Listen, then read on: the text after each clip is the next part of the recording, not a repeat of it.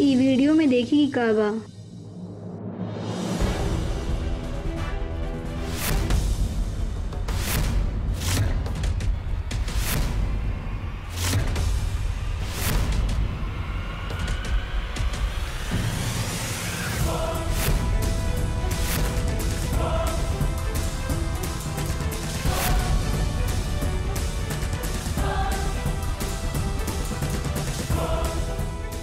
हम ये सब नईकी प्रधान के दिखा देब।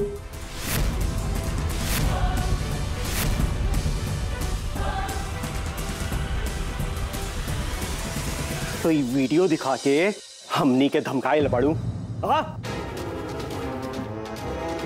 तो हर बाप काल तक हमरा के यहाँ बनिहारी करके अपन पेट भरत रहलन। आज तोहर इतना हिम्मत है कि वीडियो दिखा के हमनी के कोर्ट भिजवाए के बात करते रहो। भैया हमार कोर्ट कचहरी जाए के औकात नहीं खे। हम तो ये वीडियो ऐसे दिखावत आनी कि ये हमरा के अपन धर्म पत्नी बना के यहाँ लेनी। रउआ हमरा के अपन भाव के दर्जा देनी। रउआ जौन जौन कहनी हम उस सब कहनी। रउआ कहला पे हम प्रधानी के नामांकन भरनी, प्रचार प्रसार करनी। फिर रउआ अपना मन से नामांकन से हमारा नाम वापस ले लेनी। हम तबो कुछ ना कहनी, लेकिन अब बात हमारा छोट बहन के शादी पर बा। लोग कुल के पता चली कि रउआ कुल हमरा के घर से निकाल देनी तो ओकर शादी ब्याह में परेशानी आई। भैया जी हम प्रधान ना बन पैनी कोनो बात ना, लेकिन हमरा के एक घर के दुल्हन रहे दी। तो तू दुल्हन बने का ख्वाब दिखत बाड़ू। अगर तोके ना चुनाव में नहीं खड़ा कर रखे रत्ना तो तोरे जैसे लोगन के हम अपन नौकरानी भी ना बनी थी। हम नौकरानी बने लायक ना रहनी तब ना रहनी, लेकिन एक बार दुल्हन बन गई नी तो हम अपन अधिकार लेके रहब। जब दुल्हन के अधिकार ना मिली तब हम सोचब कि हमरा के आगे का करे के चाहिए।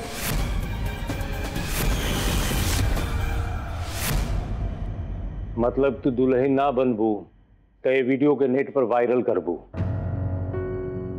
और दहेज प्रताड़ना के केस में हमनी के पूरा परिवार के जेल भेजबू, ये कहल चाहते हो ना? हम ऐसा कोनो काम ना करम कि जैसे ई घर के बदनामी होके, लेकिन हाँ अगर कोनो उपाय ना निकली तो हम उस सब कर्म जोन रउआ कहतन।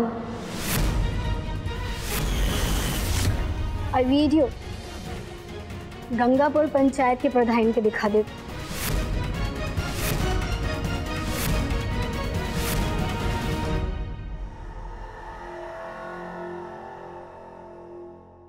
जौन प्रधान के ऊपर तू फुदका करू ना वो सिर्फ नाम के प्रधान बनल बड़ी, वो हमरा समर्थन से।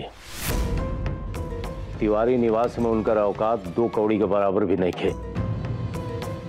वो घर में फैसला सिर्फ हाकिम चाचा के चलेला, और हाकिम चाचा से हमर का संबंध बा ये तो तू बढ़िया से जान गेल होइबो। जो दिखा अपन पावर। हमरा के जब मन करी हम तब जाए। हम एक घर के बहू हैं, ठीक है?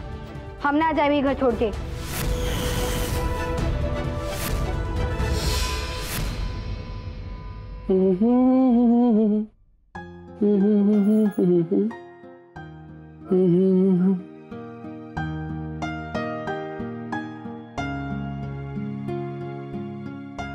तो वो बाबूजी से झूठ बोलनी पियो के पापा कि हम 10 दिन के उपवास रखे वाला बानी।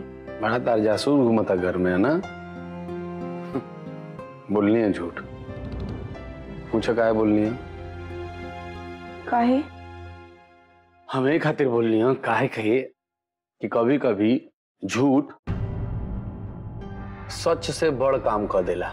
जो पत्रकार आओ तड़ी ना वो स्पेशली ये खातिर ही जाओ तड़ी कि तू गंगापुर पंचायत के प्रधान 10 दिन के उपवास रखा तड़ी। और ये खबर जन जन में घर घर में सबका तक पहुंचा दी है। और जब हमारे बाबूजी बात सुनला उनके भैया जन जन में घर घर में ये खबर पहुंची तो सोचलन कि उनकर काहे ना पहुंच, तो बस हम बाबूजी से कह देनी है कि बाबूजी अगर वो चाहते नहीं कि खबर राउर बनो, घर घर में, जन जन में, पूरा दुनिया में ये खबर छपो, रउआ के उपवास करे के पड़ी। और अगर एक घर में बाबूजी उपवास करी है तो फिर हमनी के केहू के विनती करे के या केहू के कुछ कहे के जरूरत नहीं के सब लोग अपने आप ही उपवास रखे लागी। तो फिर बाबूजी का कहनी है? चुटकी में मान गई लहन। अरे काहे ना मनिए भैया, अखबार में छपे खातिर आदमी का न कह दिला, ये तो सिर्फ उपवास रखे के बा। ये छपास के जोन बुखार होला ना, जब केहू के लाग जाला तो जल्दी से उतरल ना, जो काम करे के बा करवा के ही मानला। लेकिन पीहू के पापा यही तरह गलत तरीके से बात मनवावल ठीक बात नहीं खेनू। अरे ईमानदारी के देवी लगलू तू ईमानदारी के बात करे अब हैं? ये त्याग, बलिदान, ये सब जो चीज है ना परिवार चलाए खातिर होला, घर के जोड़ के रखे खातिर होला, राजनीति खातिर ना। खैर अभी तू नया नया राजनीति में आयल बाड़ू, टेंशन मत ला, धीरे धीरे सब सीख जाइबू। सीखते बाड़ू, फैसला लेते डू। का जितना लोग राजनीति में बा उस सब लोग झूठ फरेब के बल पर ही राजनीति करत बा, फिर ही ईमानदारी और कर्तव्य निष्ठता की शपथ काहे लेवेला?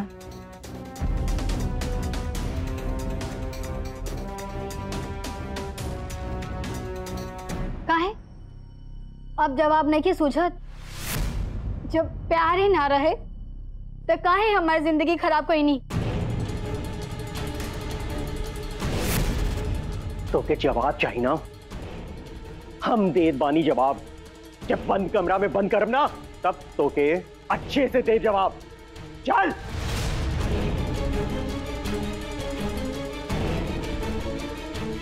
जे आदमी अपना बीवी के साथ जानवर जैसे हरकत करी, मारा पिटला के अलावा वो क्या करी? छोड़ा हमके। शक्ति ले जाके बंद कर दे एकर कमरा में, बहुत तेज चले लागल बा एकर जबान, सब एकर तेज ही निकल जाई। बंद करके ताला लगा दो। चल बड़ा प्रधान पे घमंड बाना, अब न रही बात न रही बसुरी। भैया जी चल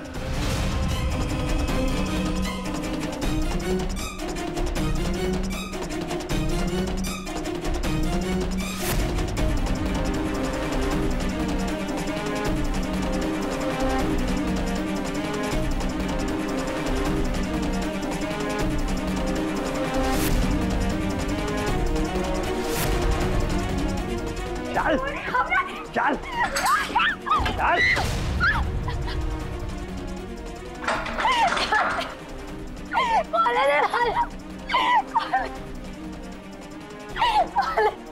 जल्दी हम के हुए कुछ ना बेटा, हमके जाए ना।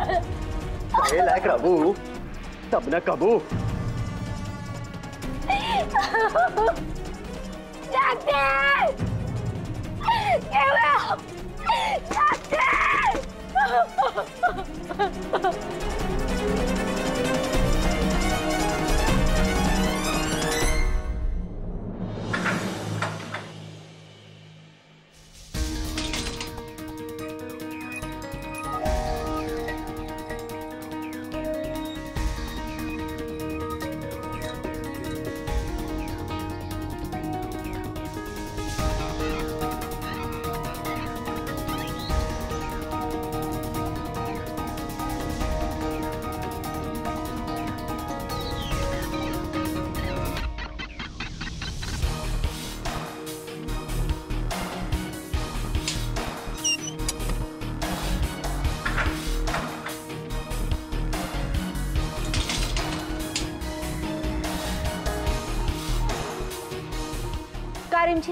बाजार से खाना लेकर आइला में इतना टाइम लगेला?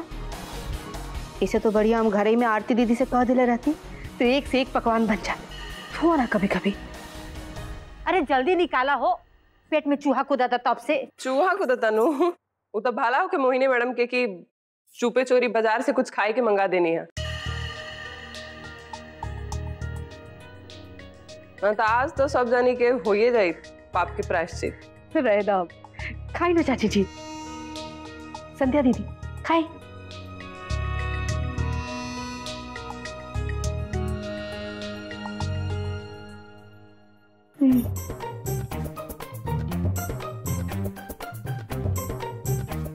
कितना भूखाइल वालो ना जाए।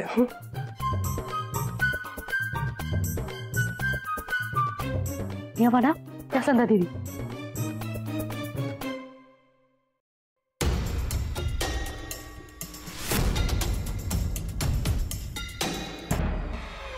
कहाँ बड़ू हो?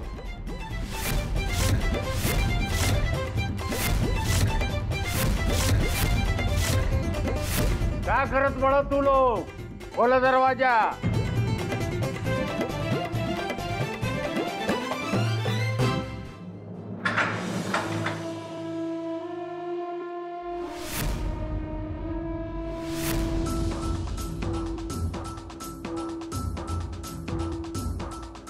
जब देखा ई लोग के मजलिस लगा के बैठल रहा तारी। एक बात कान खोल के सुन लो लोग, ई कहे के बाद कि प्रधानी के शुरुआत उपवास से हम करवैले बानी।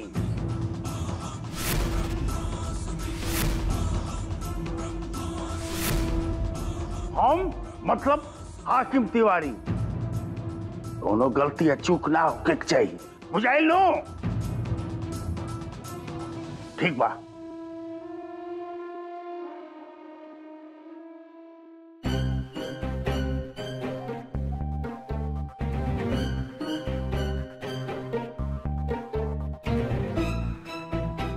भगवान।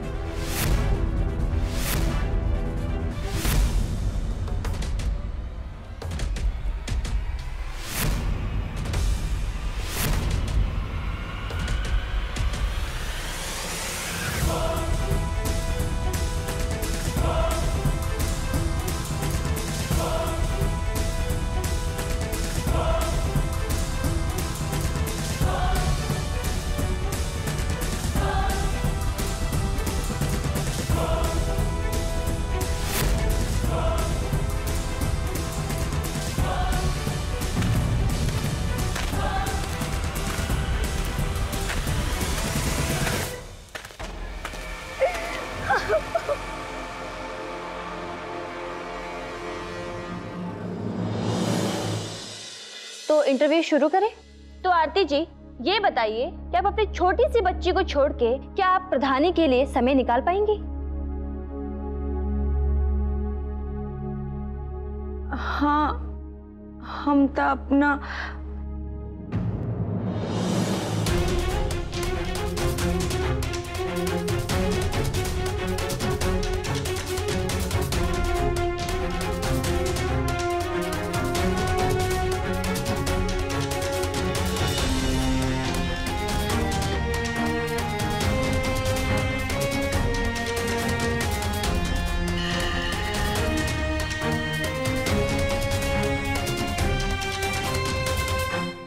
इसमें हंसने वाली कौन सी बात है? बात भाषा की नहीं, विचारों की है। अच्छे लोग और अच्छे विचार किसी भी भाषा में समझ जाते हैं।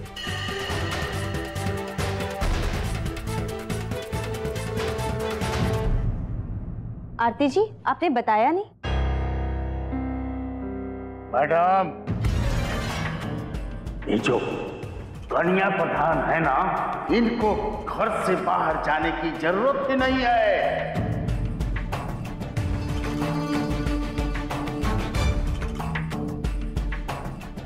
और फिर जब घर में ही रहना है तब घर में रख के छोटी बच्ची का देखभाल ही करेगी ना।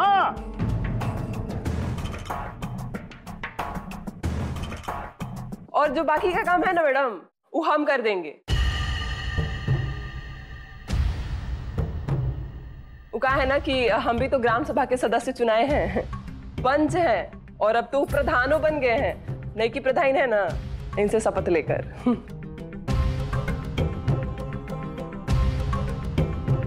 ये महिला कौन है? ये हमारी नौकरानी है, रिमझिम। बताओ अपन पूरा नाम। हाँ सही कह रहे हैं, नौकरानी हैं हम, लेकिन लगते नहीं हैं। खैर हमारा नाम रिमझिम खुरैसिया है। ओह अद्भुत, एक नौकरानी तो एक मालकिन।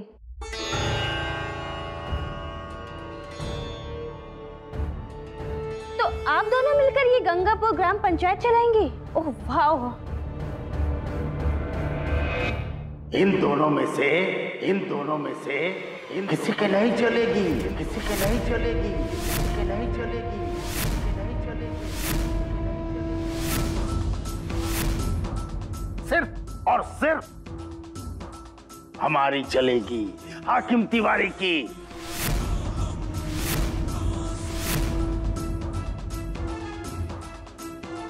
ये जो पूरा गंगापुर पंचायत है ना, इसको हम चलाएंगे।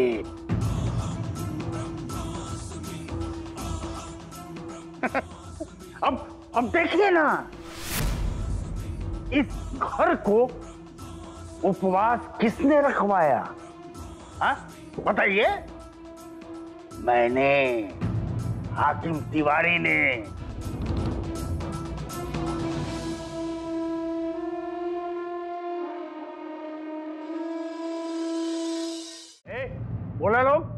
बोला लोग, बताओ मैडम के। ए मैडम जी, भैया ने ही बोला था आज सभी को उपवास रखने के लिए, नहा धो के पूजा पाठ करने के लिए, ताकि गंगापुर पंचायत का विकास में कोई रोड़ा ना पड़े, इसलिए।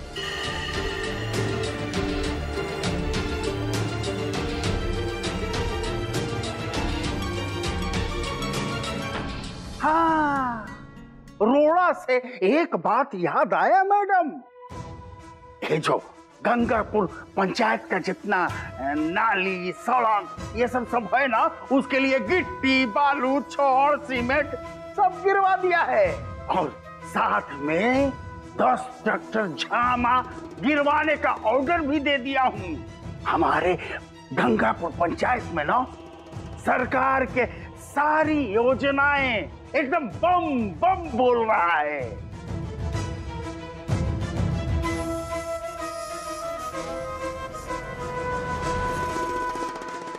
अगर ग्राम पंचायत के विकास के सारे कार्य आपके ससुर करेंगे, तो फिर मुझे आप ये बताइए कि आप क्या करेंगी? और विकास के कार्यों में आपका क्या योगदान रहेगा?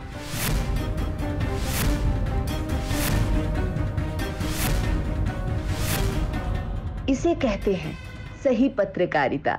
चाचा जी के सामने इस तरह का सवाल ऐसी तेज तरार पढ़ी लिखी लड़की ही कर सकती है, और इसका जवाब मेरे जैसी पढ़ी लिखी लड़की ही दे सकती है। आरती दीदी जवाब देना तो दूर, सवाल समझ भी नहीं पा रही होंगी कि उनसे पूछा क्या जा रहा है।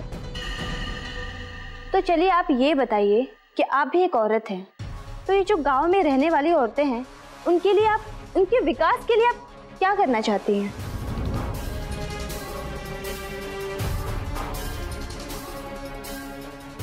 और आपके पास कुछ योजनाएं तो होंगी ना, जिनसे आम औरतों के जीवन सुधर सके, क्योंकि इस पंचायत में औरतों को आपसे बहुत उम्मीदें हैं।